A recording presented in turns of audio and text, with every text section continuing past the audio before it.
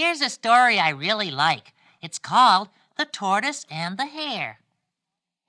Once upon a time, there lived a hare who was always boasting of his great speed. "There is no one in the forest who can run as fast as I," he said as he strutted back and forth before all the other animals. "Who would like to race me?" Tired as they were of his boasting, none of the animals ever offered to race him until one morning the tortoise got up from where he had been resting, stretched out his stubby little legs, and said, "I will race you, Hare." The hare began to laugh because everyone in the forest knew that the tortoise was the slowest of them all. "Ho, ho," he chuckled. "I can beat you without half trying." "Let us wait until you have won the race," said the tortoise. "Then you can begin your boasting." The race course was laid out through the forest, and all the animals gathered around to see the start. The hare took off with a great burst of speed that left the tortoise in a cloud of dust. After a few minutes, the hare looked back, but the tortoise was not in sight. He sat down in the shade of a big tree and decided to wait until the tortoise came into view. He soon became bored with waiting, began to yawn, and finally, he fell asleep. Meanwhile, the tortoise was plodding along the hot, dusty road. He moved ever so slowly on his stubby little legs, but he never paused for a moment. As he passed the hare, sleeping by the roadside, he stretched out his neck, gave the hare a glance, and without making a sound, crawled on his way. The hare suddenly awoke with a start. He looked down the road and saw that the tortoise was nearing the finish line. All of the animals stood around cheering. He jumped to his feet and tore down the road after the tortoise. But by the time he got there, the race was over. The tortoise had won. The hare had lost the race by being careless and overconfident. He would never boast again, and all of the animals, including the tortoise, were very happy about that. Hi, this is Gordon. And of all the stories in Big Bird's collection, my favorite is The Three Little Pigs. Once upon a time, there were 3 little pigs who lived with their mother on a farm. Soon it became time for the 3 little pigs to go out into the wide, wide world to seek their fortunes. Early one morning, the 3 little pigs started out, each one taking a different road. The first little pig walked along until he met a man with a load of straw. "Please, sir," said the first little pig, "may I have some straw? I wish to build a house." So the man gave the first little pig enough straw to build a house. It was no sooner built than a big, bad wolf came along. Little pig, let me come in," he called. "Not by the hair of my chinny chin chin," answered the first little pig. "Then I'll huff and I'll puff and I'll blow your house in," said the wolf. But the first little pig wouldn't let him come in. So the wolf huffed and he puffed and he blew the house in. But while the wolf was huffing and puffing, the first little pig ran out the back door and hurried over the hill to the farm where his mother lived. Now the second little pig was walking along, and he met a man with a load of sticks.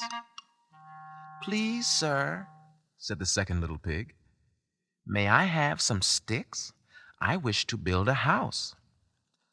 The man gave the second little pig enough sticks to build a house. It was no sooner built than the same big bad wolf came along. Little pig, let me come in," he called. "Not by the hair of my chinny chin chin," answered the second little pig. "Then I'll huff and I'll puff and I'll blow your house in," said the wolf. But the second little pig wouldn't let him come in. So the wolf huffed and he puffed and he blew the house in. But while the wolf was huffing and puffing, the second little pig ran out the back door and hurried over the hill to the farm where his mother lived. Now, the third little pig was walking along when he met a man with a load of bricks. "Please, sir," said the third little pig, "may I have some bricks? I wish to build a house." The man gave the third little pig enough bricks to build a house. It was no sooner built than the same big bad wolf came along. "Little pig, let me come in," he called. "Not by the hair of my chinny chin chin," answered the third little pig. "Then I'll huff and I'll puff and I'll blow your house in," said the wolf. But the third little pig wouldn't let him come in. So the wolf huffed and he puffed and he huffed and he puffed, but he couldn't blow the house in. The big bad wolf sat down to rest for a moment. Then, in a very friendly voice, he called out, "Little pig, tomorrow there is to be a great fair in the village. Why don't you meet me there at 3 o'clock in the afternoon, and I will be glad to show you some of the best bargains." The next afternoon, the third little pig arrived at the fair at 2 o'clock and bought a new barrel in which to store his turnips and apples. He was on his way home with it when he saw the big bad wolf walking up the road. There was no place to hide, so the third little pig jumped into the barrel, which began rolling down the hill straight towards the big bad wolf. The wolf turned and ran down the hill. Faster and faster rolled the barrel. Faster and faster ran the wolf.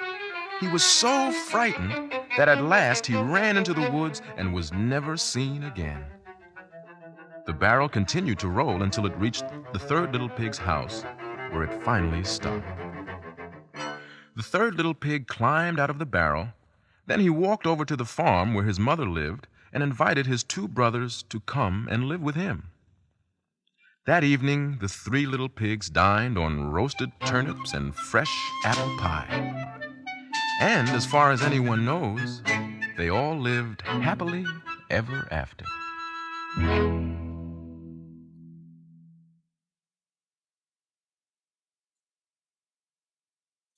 Hola, yo soy Maria.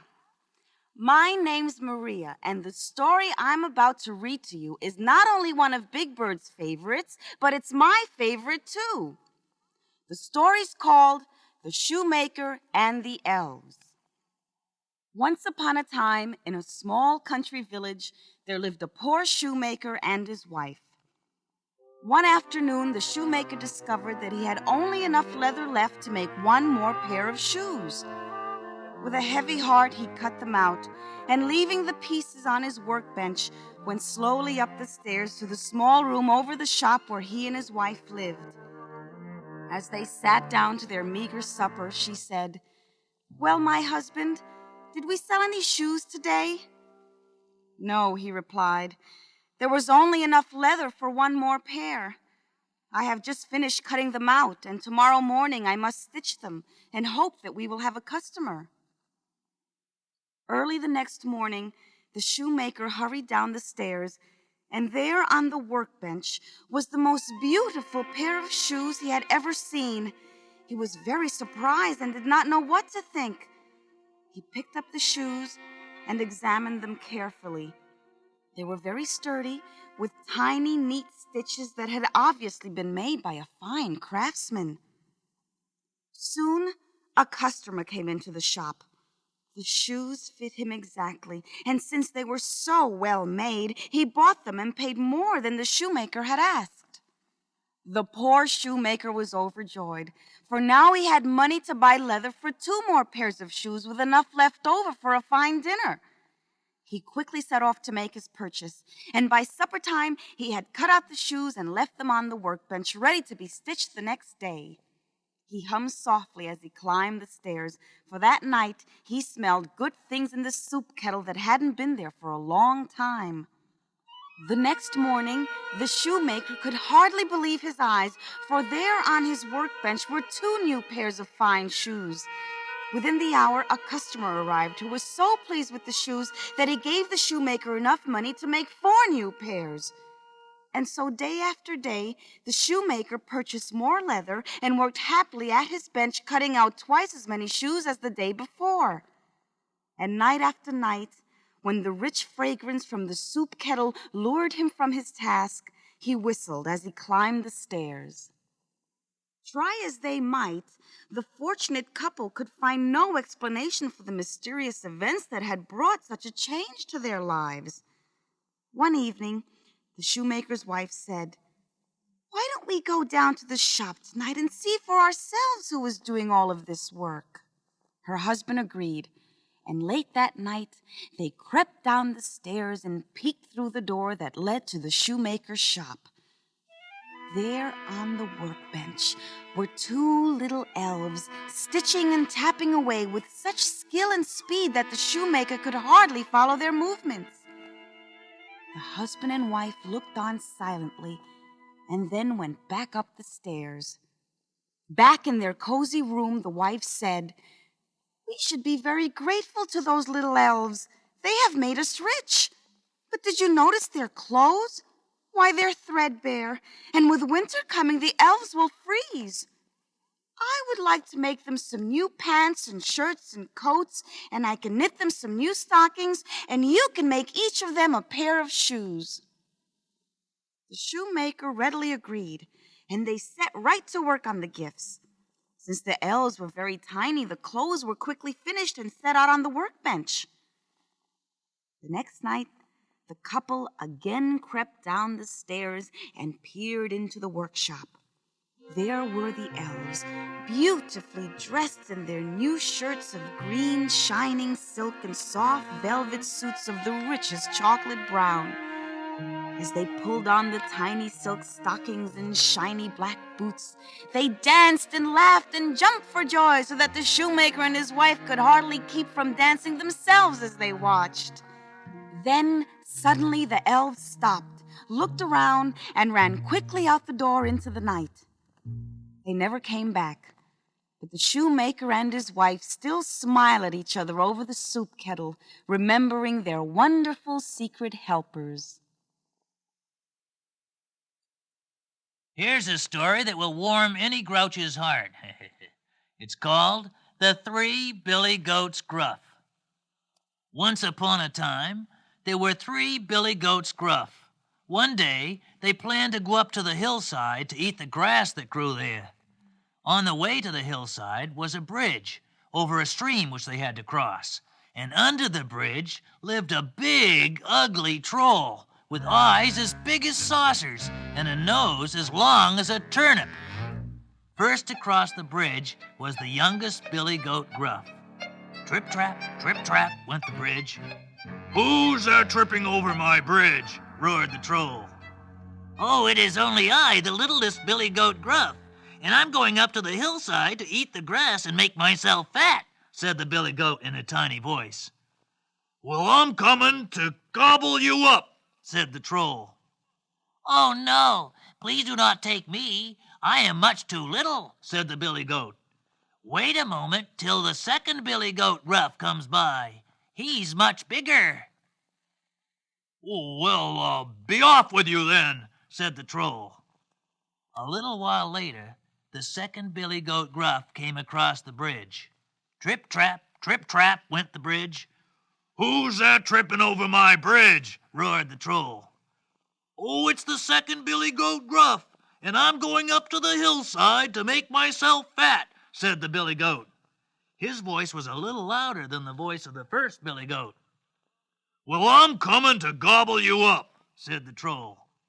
"My goodness, don't take me," said the second Billy Goat.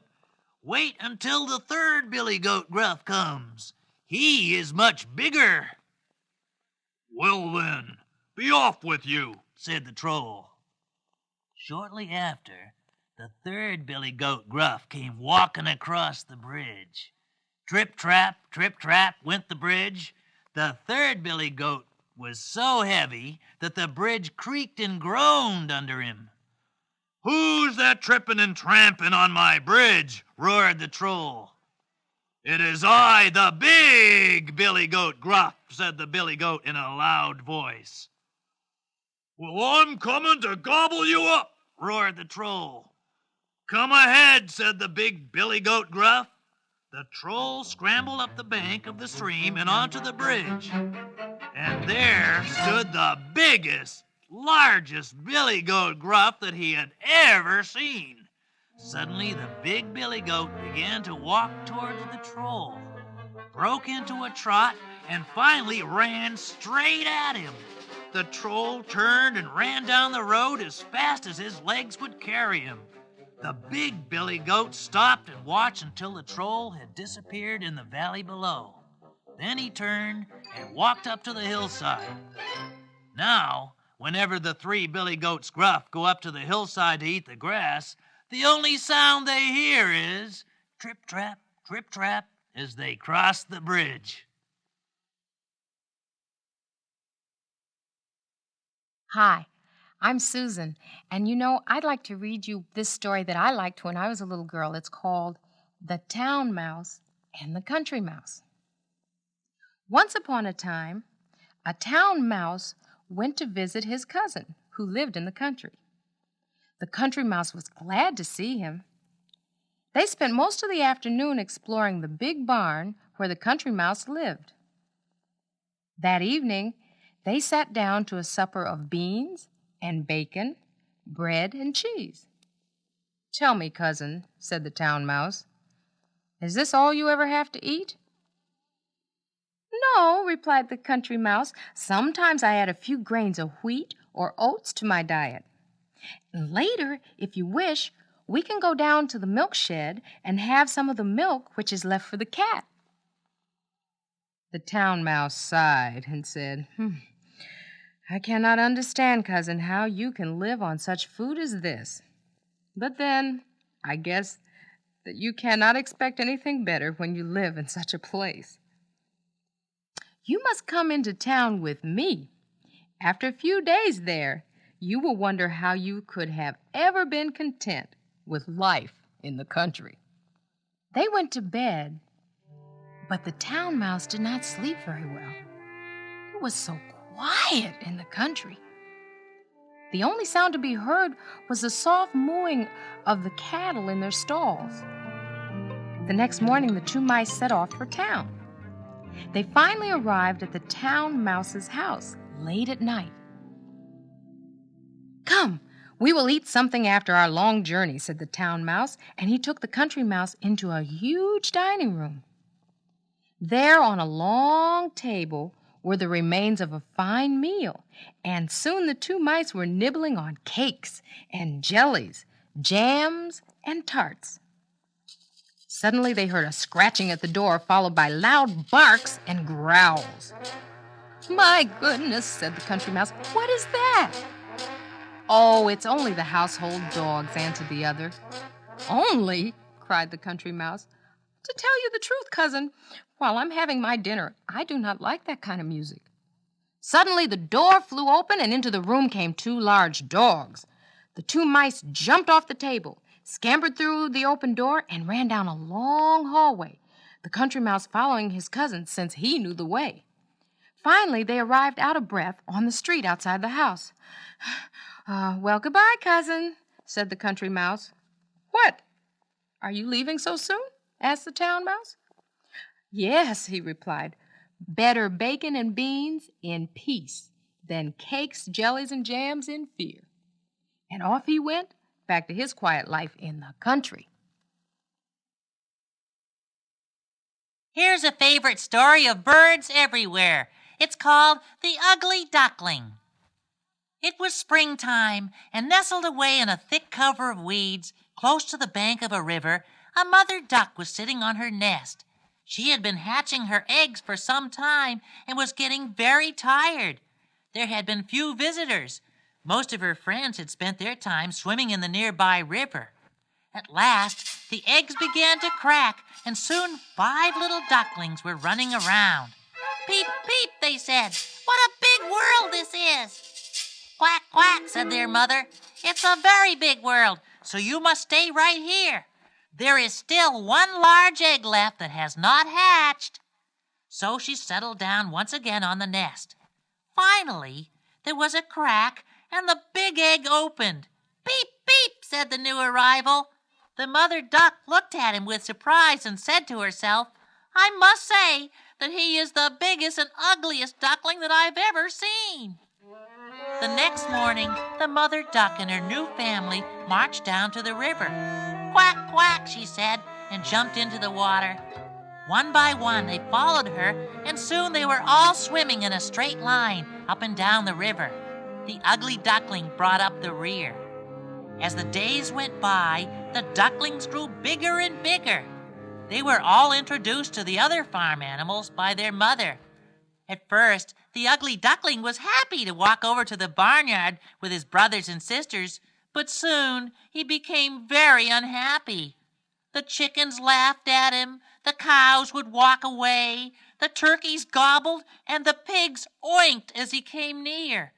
Even his brothers and sisters began to call him names. One day he could stand it no longer, and so he walked out of the barnyard, through the hedges, and down to the river. He began to swim. He let the current carry him past the big bend in the river. He had never been this far from home. After a while, he came to a large marsh where some wild ducks were feeding. He swam over to them. "What kind of duck are you?" they asked.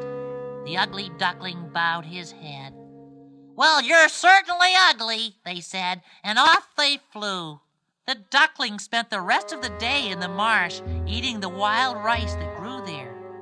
As it began to grow dark, he walked through the marsh until he reached the river. He jumped in and began to swim. For the next few weeks, the ugly duckling stayed close to the river, swimming and drifting with the current. On his way, he was greeted with shouts of laughter from all the animals he met. He was really sad and lonely. Soon it was autumn. The leaves on the trees turned red and yellow and finally fell to the ground. The duckling had to stop his wandering and make a warm nest to keep out the cold winds that began to blow. One afternoon, a flock of beautiful birds flew overhead. The duckling had never seen birds so lovely. They were gleaming white with long, graceful necks. They were on their way to warmer lakes and ponds. The duckling wished he could go with them, but he was too ashamed of his ugliness. Winter arrived, and it was very cold. The duckling had to swim round and round in the water to keep it from freezing over. Food was scarce. Then, one day, the sun began to feel warm again on his feathers. The ice melted, and in the nearby trees, the birds began to sing. Spring had returned.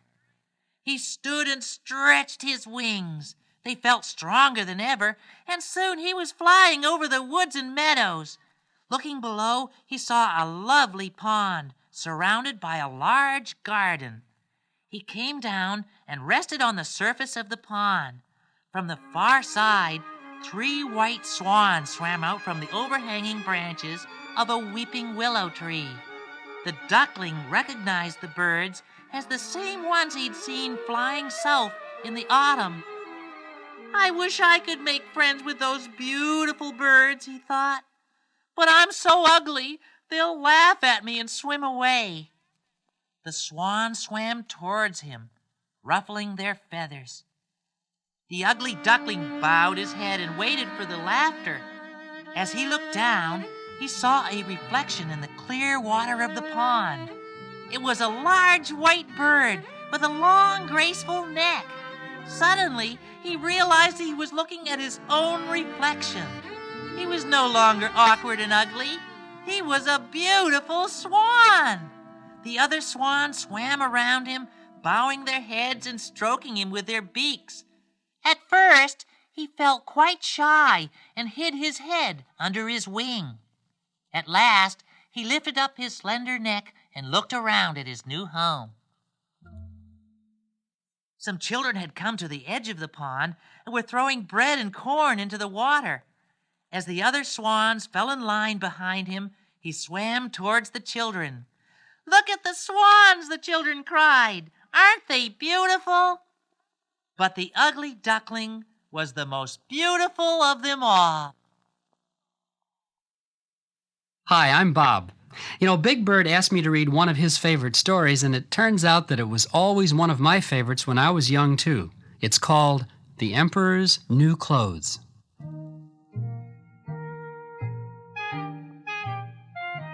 Many years ago, there lived an emperor who was fond of new clothes. He had a costume for every hour of the day. Whenever his ministers went looking for him, they found him in his dressing room rather than in his council chambers. One day, 2 men came to the town where the emperor had his palace. They told everyone they were weavers and that they knew how to weave the most beautiful and wonderful fabrics in the world.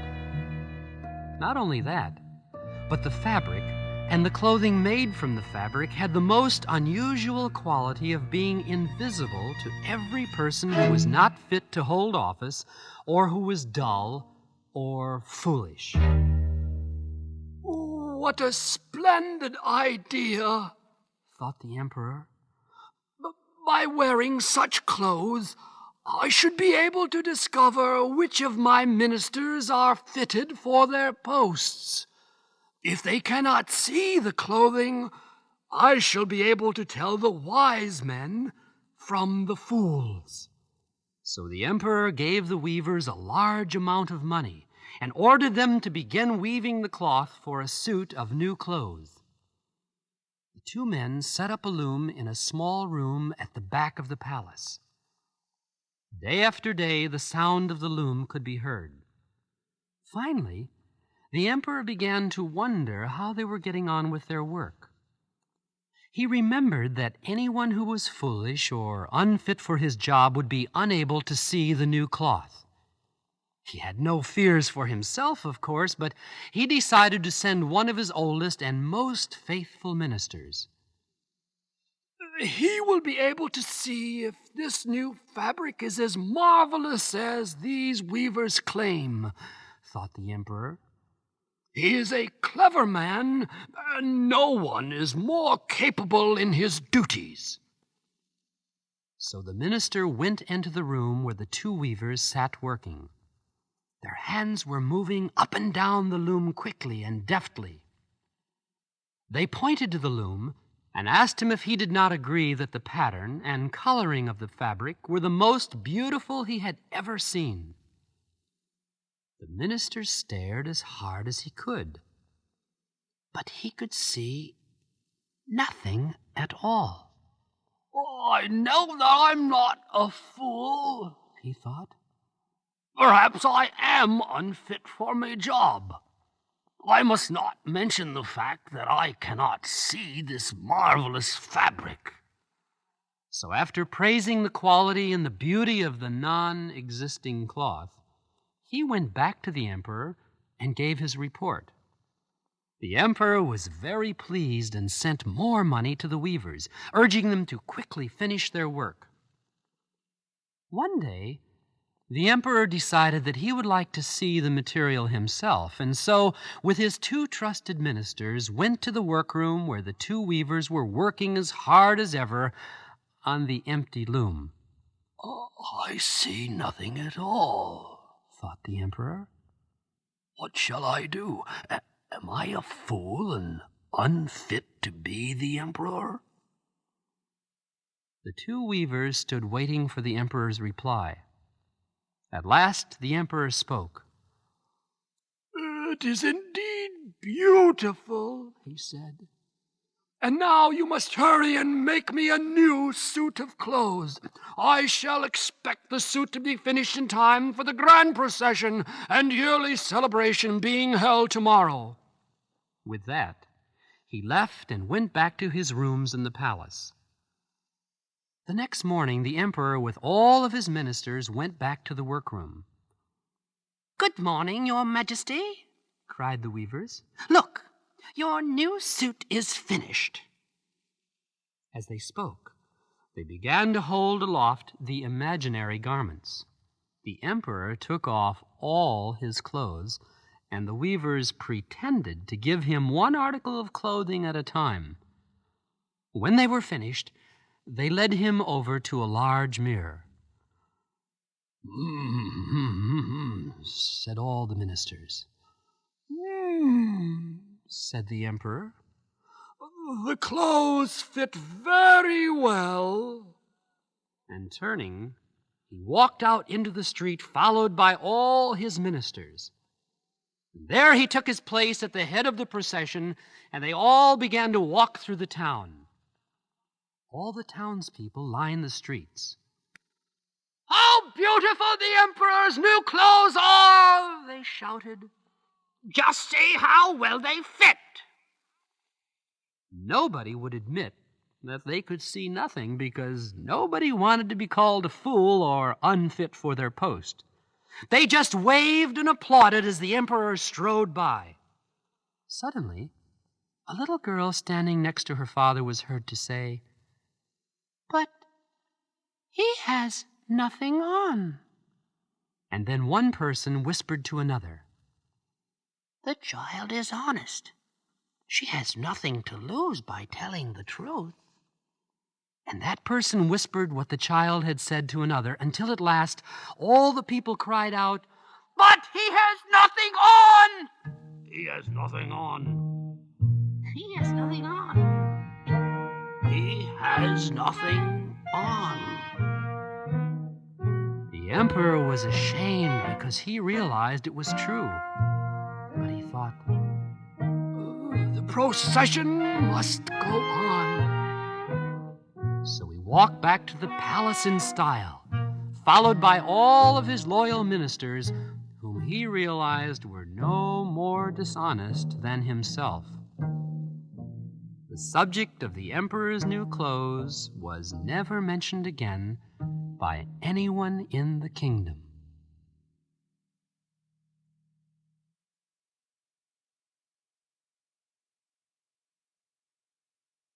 Hi, this is Prairie Dawn, and I'm going to read a great story. It's called The 3 Wishes. Many years ago, a woodcutter and his wife lived in a small cottage at the edge of a forest. Except for an old horse named Max, they had very few possessions.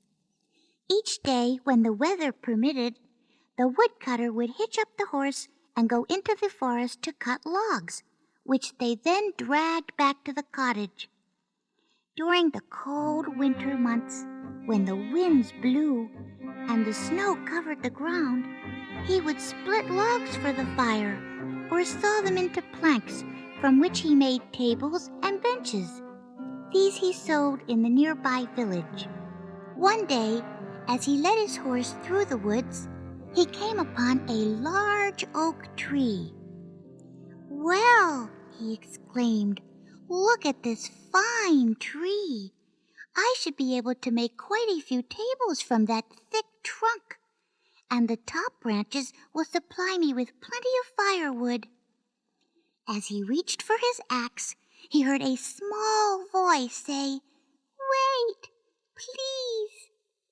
Looking around, he saw a small elf, dressed all in green, sitting at the base of the tree.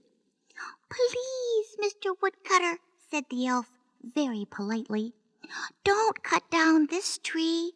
I live here, down among the roots, and it is most comfortable."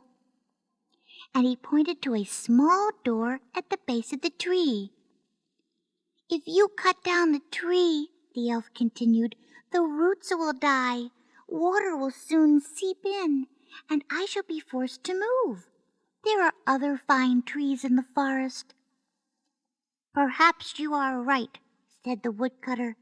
"I would not like to destroy anyone's home. I will look for another tree to cut down. Thank you, said the elf. And for that kind deed, I will grant you 3 wishes. You may wish for anything you like, but you must choose them wisely. Remember, you have only 3.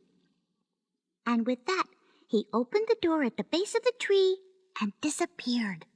When the woodcutter returned to the cottage that evening, he told his wife what had occurred. She became very excited. Oh, this is wonderful, she exclaimed. We can wish for anything in the whole world. We certainly can, agreed the woodcutter. We could wish for lots of money, or perhaps another horse to help poor old Max drag the logs from the woods. With lots of money, you can buy another horse, or we could have a grand house in the village, and you wouldn't have to work any more, said his wife. Well, said the woodcutter, it would take lots of thought before we decide anything. Right now, I don't want to think about another thing except my supper. What is there to eat? I have made lentil soup, answered his wife. Lentil soup, cried the woodcutter. This will be the 3rd time this week that we have had lentil soup. Is there nothing else? Just for once, I wish that I could have a big, fat, juicy sausage. At that very moment, a strange sound was heard, and suddenly there was a big, fat, juicy sausage lying on a plate on the table. Oh, you silly man, cried the woodcutter's wife. See what you have done. You have wasted one of the wishes. How could you have been so foolish? I wish that your big, fat, juicy sausage was stuck on the end of your nose. Once again, there was a strange sound, and there the woodcutter stood with the sausage stuck to the end of his nose. The woodcutter was very angry. Now look what you have done, he cried. You have used the 2nd wish, and now I have this ugly sausage stuck to the end of my nose.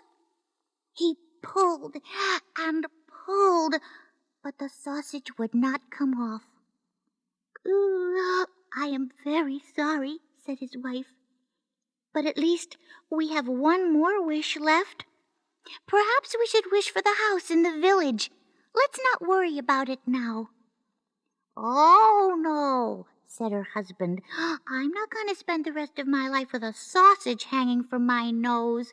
It is most uncomfortable, and I hate to think of what will happen if I sneeze. We must use our last wish to get this sausage off my nose.